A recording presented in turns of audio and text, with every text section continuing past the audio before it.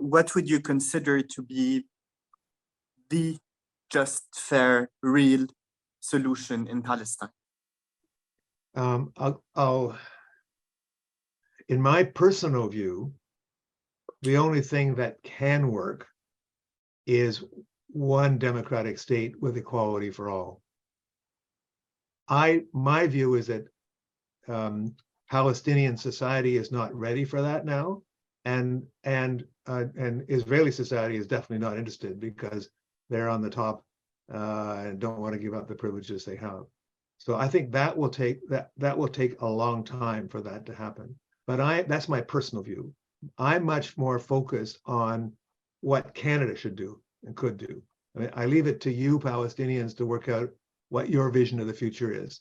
I do think if there was a Palestinian political party, a significant party, that proposed one democratic state and could answer the question that worries a lot of Canadians, what would happen to the Jews?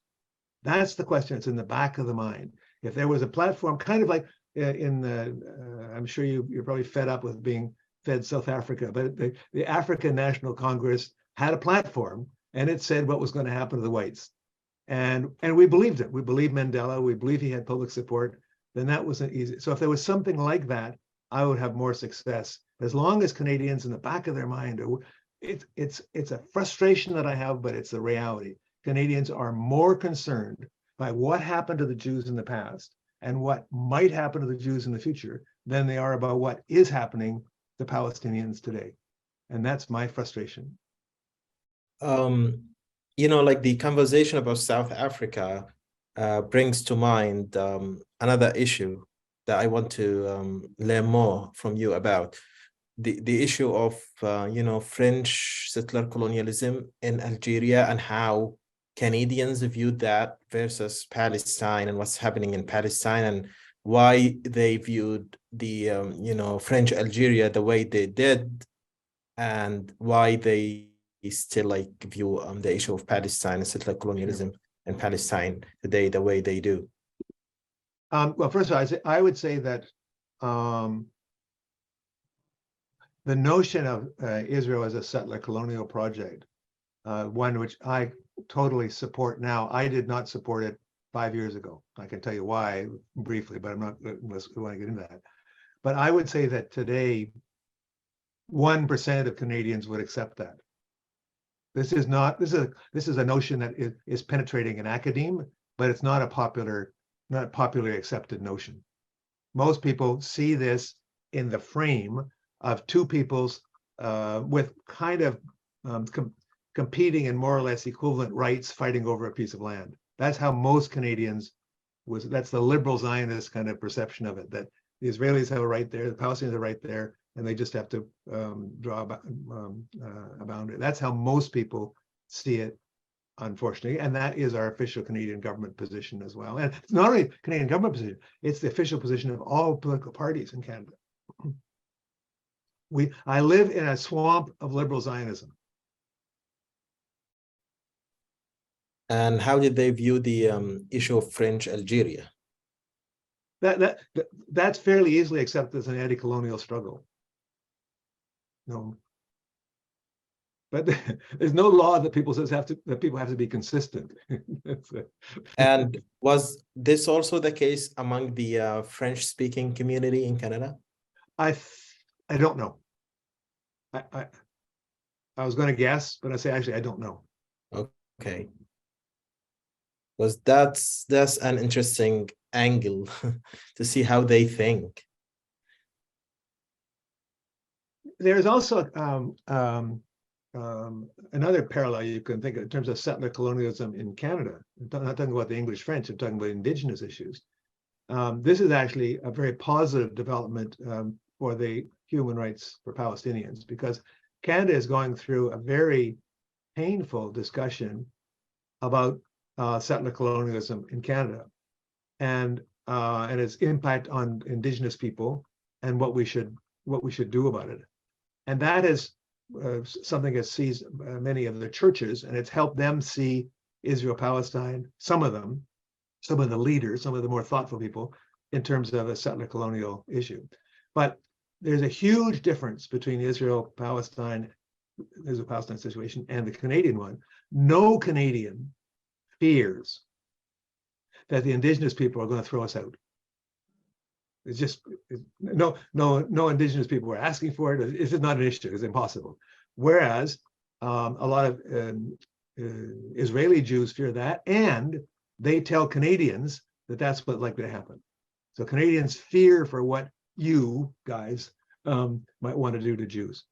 That I know that's a fear, and it's very hard for me to deal with it. I've given all kinds of examples of what Saladin did and how Yosef's grandmother was friends with a Jewish lady. It's like I know all those arguments, but it doesn't. They still have heart. The questions you're raising are very legitimate, especially since 70% of Israeli Jews were born in Palestine. So they did not come to Palestine, they were born there. And so they, if I'm born somewhere, then I have the right to worry if I'm going to be kicked out of what is now where I live. So my land as I view it. So it is a legitimate question, and it affects their stance on the issue. So I agree with something else that you said, which is that the Israelis overall are not ready for this because they would need to forego their colonial privileges, and to them it looks like a downgrade. Now it could be it could be argued that it's not a downgrade but an upgrade. An upgrade from monster to citizen, from settler to equal. It's an upgrade. So that's one angle. I also agree that Palestinians should have a platform like the ANC without raising too many parallels between South Africa and Palestine, but it should have a platform that answers this question, what happens to the Jews? I think that the first step would be simply to stop using the word Jews, because Zionism speaks of a state for the Jews, but Palestinians do not speak of a state for non-Jews. So the issue is not about whether one is Jewish or not. I mean, if Palestinians were Buddhists and Israelis worshipped the moon, it would be exactly the same issue. And if Al-Aqsa Mosque was in Damascus, it wouldn't have changed anything to the fundamental issue at hand, which is that non-natives came and created a state for them, however they define them. If they had said this is the homeland of the vegans, it would have been exactly the same issue for all non-native vegans. So the issue is what happens to non-natives? Now we're asking the right question instead of what happens to Jews, what happens to non-natives? And the answer is simply just like any other state in the world. What happens to non-natives in Canada? Well, there are requirements for immigration, there are requirements for residency, there are requirements for citizenship, and none of these requirements have anything to do with whether I believe in the Talmud or not, or whether, my ethnicity, my grandfather was, Polish or Lebanese or whatever. And I think that when we start thinking of a state as a tool to administer the affairs of society, of people living in this land, rather than as a tool for, a tool exclusive to Jews or to Arabs or to Muslims or to whatever. Now we've started decolonizing the narrative, and we're starting to think straight. And at that moment, the question is to the non-natives, because when I go to Canada, the variable is not Canadian policy, the variable is me.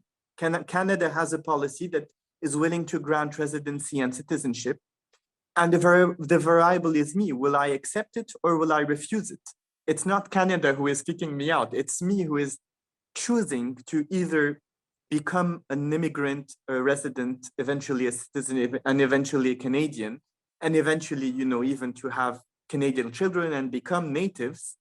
It's totally my decision. And so the question is, under the democratic state of Palestine, where Palestine is not exclusive of Jews, where Palestine is just like Canada, where Canada accepts Muslims, Arabs, atheists, vegans, whatever. under this inclusive Palestinian democratic state, would these people would not these people these persons, these individuals, would each individual want to be a resident or a citizen of this country, or will they refuse the upgrade and, and then decide to leave because they weren't attached to the land after all? They were attached to settler colonialism, much like the white Christians in South Africa who were not kicked out, but who decided to convert to Judaism and then go to Palestine because they were not attached to South Africa. They don't give a shit about Palestinian land or history. They just care about being settlers. So I think that really the question should be not what happens to Jews, but under democracy, what do the non-natives want to have? And, this is their individual choice. If he wants to remain in Palestine, that's amazing. It will enrich Palestinian culture, society, which has always been multicultural and plural. And if they want to leave and, go to Russia, then, they're free to leave as well. Are there others who want to chime in here? I've had a lot of airtime. I'm happy to make comment on that, but I'd like to make sure others get a chance to. There's nothing on chat, so this is why I allowed myself. I gave myself some airtime. Well, I'd say I think I entirely endorse your view of things. There's a terrific book by Mahmoud Mamdani called "Neither Settler Nor Native," which I think is very enlightening. His chapter on Israel-Palestine is terrific. Absolutely. But it's framed for Canadians today. I think your response is excellent. But the way the question is framed today, even in the back of the mind, is what would happen to the Jews. And I think your answer is to talk about what the framing of a new democratic Palestine would be and how it would deal with all kinds of different people. And I think that's a terrific answer. And I think if there was even a political party, right now, I'm afraid, Alain, I'm pretty sure that your views are minority views amongst Palestinians. But if 20% of Palestinians accepted that and there was a significant party, I could point to that, and that would answer the question, what's going to happen to the Jews. But right now, I don't have that. I totally understand. We're on the same page.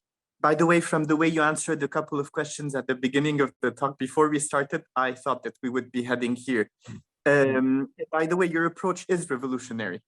It is.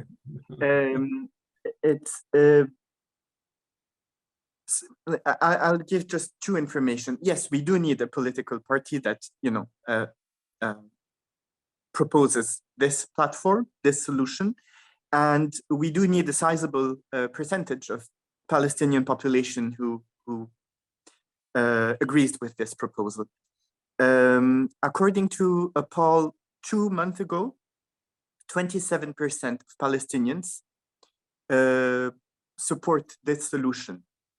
And I think that if we just phrase the question differently, I think we would easily reach 70 to 80% of support, because the question was just, would you support a one democratic state solution? And 27% said yes. But even taking just the 27%, that's sizable. I mean, I don't know what the largest Canadian political party, what percentage of support they have, but 27%. It's significant for sure. Yeah. But I think with respect, I also think that you're going to have an internal Palestinian discussion about the role of religion in the state. Definitely. That's going to be a very difficult conversation because different people have different views on that. But clearly, that's very much linked to the eventual solution here. Definitely. But let's not forget that in the 48 territories, Arabs live side by side with Jews. And the cases of violence, or I mean, I'm sure much more Jews die from the flu than from being killed by a Palestinian neighbor. Yeah. Although it's very easy, to just take a knife and kill someone. So I wonder how justified this fear of violence is, especially that in a democratic state, the state would not be using violence to protect Jewish supremacy, but it would be using legitimate violence to protect Jews from violence. So the state's monopoly of violence is still there. The state is there to protect its citizens, whether they're Jewish or not. Right. And whether the one attacking them is there to, whatever, to kill them because they're Jewish and he's anti-Semitic or for some different reason. So I think that what we need is what you said is Palestinian political party. And I'm a supporter of a recent initiative called the One Democratic State Initiative, which is working to find these 27% and get them organized.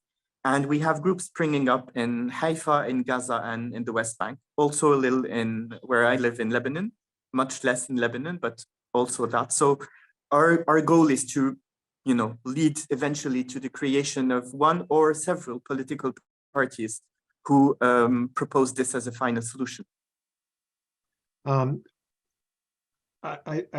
Great. Go for it.